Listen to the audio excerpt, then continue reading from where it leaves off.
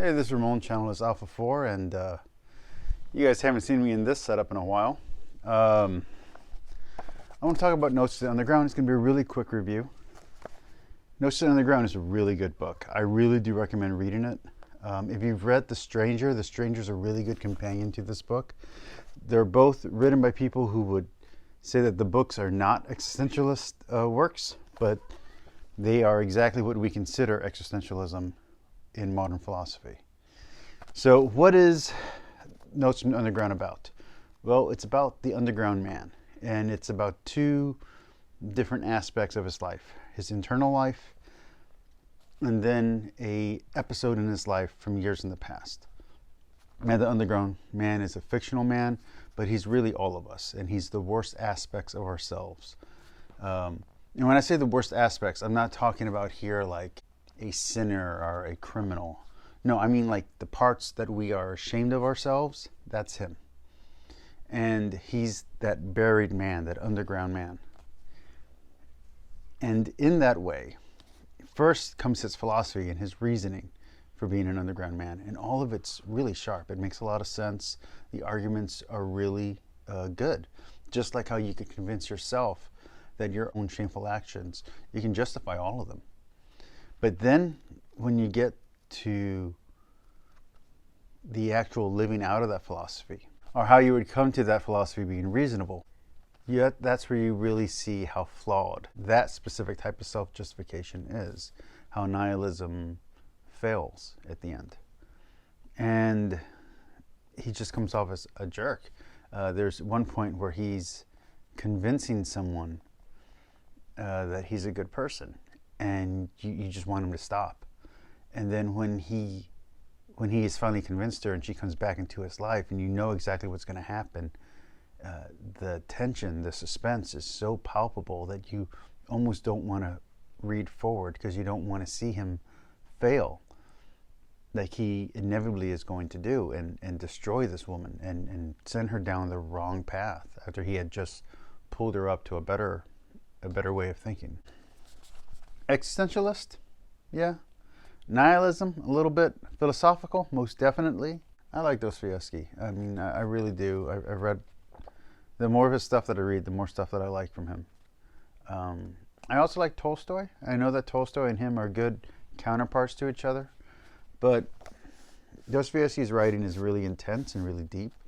If you've read or heard any Jordan Peterson, you know that Notes from the Underground is one of his recommended reads. It's really good. It'll make you think. It'll make you ashamed of the things you're already ashamed of in yourself. And if you can't get through the book, it's simply because it's really hit a note for you, and you need to self-examine yourself a little bit more. And that's kind of the irony here, is that the underground man becomes the underground man by simply overthinking everything to the point of absurdity. I think right now in these times, the underground man reading this book and reading The Stranger would be really good for exactly what's going on right now. If you're in the future and you're watching this, you might not get that reference, but if you're watching this within a few weeks of this video going up, you'll understand why I'm telling you. Go read The Underground Man. Go read Notes from the Underground, and go read The Stranger. Today I want to talk about Marcus Arelious. I actually reread Marcus Arelious every year as part of my four pillar books that I always read. That would be the Tao Te Ching by Lao Tzu, The Art of War by Sun Tzu, Marcus Arelious, Meditations, and The Book of Five Rings by Madamoto Musashi. I read those books every year. I've been doing that since I was about 15. They're really good books.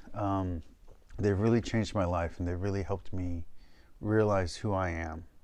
And I truly did give some thought to becoming a Taoist for a while after reading those.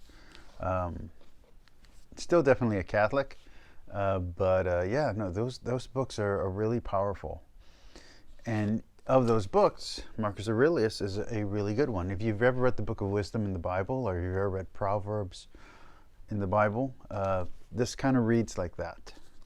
I might one day do a series on what Marcus Arelious said, and on Seneca in the future.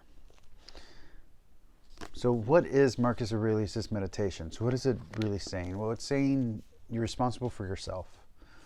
Really, you need to wake up every day and tell yourself that today you're going to deal with really crappy people who are badly educated, who are ignorant, who are selfish, who are going to work against you. And you shouldn't care about that. And the reason why you shouldn't care about that is because one day you're going to die. And not only are you going to die one day, they're going to die one day. Everyone's going to die one day. You are not invincible. You're not indestructible. The quicker you realize that, the better your life's going to be. Personal responsibility is the core to these works. I have 2 translations here. I've had more. Just like The Art of War and just like the Tao Te Ching, I've had many, many different translations. This one is my least favorite translation, even though it's the Loeb Classic and it's supposed to be the standard bearer. It's really not very good. The only thing that's really awesome is that you do have the Greek on one side. So, but the translation itself, and this is by C.R. Haynes, is terrible. The version that I really liked was the Penguin Classics version. I gave that to a friend of mine named Josh. Josh, if you're watching, what's going on? He's the guy who I used to go with hikes with. If you ever watched my short-lived series, Intellectual Droppings, that's Josh. As for what version I would recommend, I would actually recommend the Everyman Library translation. This is by Gregory Hayes, and Gregory Hayes' translation is really smooth. Again, I do think the Penguin translation is a little bit better, but that's fine. It's going to give you life lessons. If you've been reading Seneca, if you've been reading Epictetus, you will actually get a lot out of this book. So I'd recommend reading those 3 books together. I'd recommend you read Marcus Aurelius' Meditations. I'd recommend you read Epictetus's Discourses, and you read Seneca's Letters. I think that's a pretty good combination to enter into Stoicism. I would consider myself currently a Stoic, but I like working out, and a lot of Stoics would say working out is a waste of time. So it took me a long time to get into Stoicism because a lot of the things that I prided myself on are things that Stoicism looks down upon. But I've become much more peaceful since entering and tiptoeing my way into Stoicism. Dipping my foot in one toe at a time has really been a good measured way of entering Stoicism. I think it's a very good philosophy. I think the life advice in Stoicism is very good. And the reason why I'm talking about Stoicism and not specifically Marcus Aurelius' Meditations by itself is because it does kind of all tie in together.